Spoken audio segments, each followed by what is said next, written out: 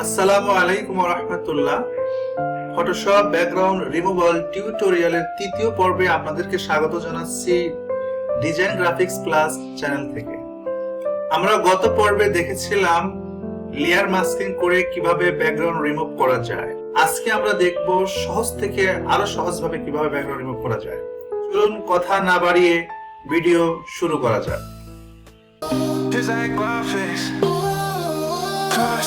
Design graphics, graphics this number. প্রথমে আমাদের ইমেজকে select রেখে আমাদের চলে যেতে হবে প্রপার্টিজে। প্রপার্টিজে যাওয়ার পরে যে অংশ আমরা রাখবো সেই অংশটিকে সিলেক্ট করতে হবে, অর্থাৎ সিলেক্ট সাবজেক্ট ক্লিক করতে হবে। এরপর কিছুটা সময় নেবে। সিলেক্ট সাবজেক্ট সিলেকশন করলে অটোমেটিক্যালি আমাদের সাবজেক্টটাকে সিলেকশন করে দিবে। এরপরে রিমুভ ব্যাকগ্রাউন্ডে ক্লিক করলে আমাদের ব্যাকগ্রাউন্ড রিমুভ হয়ে যাবে। এরপরে আমাদের ইচ্ছা মতো আমরা আমাদের ব্যাকগ্রাউন্ড নতুন ব্যাকগ্রাউন্ড এডিট করতে পারবো। আমরা একটা সলিড কালার দিয়ে দেখাই।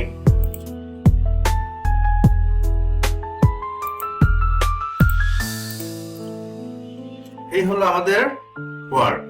আমাদের অ্যাকচুয়াল ফটো ছিল এমন, আর আমরা ব্যাকগ্রাউন্ড রিমুভ করার পরে আমাদের ফটো হয়েছে এমন। এই ছিল মোটামুটি আজকের ভিডিও। ধন্যবাদ এতক্ষণ সাথেই থাকার জন্য। যদি আজকের এই ভিডিওটি আপনাদের ভালো লেগে থাকে অবশ্যই লাইক করবেন, কমেন্টস করবেন, শেয়ার করবেন, পাশেই থাকবেন। আমরা প্রতিনিয়ত গ্রাফিক্স ডিজাইন রিলেটেড সকল টিউটোরিয়াল এই চ্যানেলে নিয়মিতভাবে আপলোড করব। সে পর্যন্ত সকলে ভালো থাকবেন, সুস্থ থাকবেন। আসসালামু আলাইকুম ওয়া রাহমাতুল্লাহ।